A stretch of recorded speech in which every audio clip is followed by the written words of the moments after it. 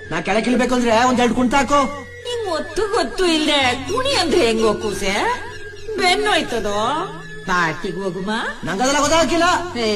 ನನ್ ಕೈಯಾಗ ಕುಣಿಯಕ್ ಆಗಕ್ಕಿಲ್ಲ ಕೂಸೆ. ನನ್ ಕೈಯಾಗ ಇಳಿಯಕ್ ಹಾಕಿಲ್ಲ ಕಣವ. ಅಯ್ಯೋ ಮಾದೇಶ್ವರ, ಅವನ ಹೆಸರು ಹೇಳ್ಕೊಂಡು ಒಂದೆರಡು ಕುಂಟ ಹಾಕ್ಬಿಡು ಅಂತ.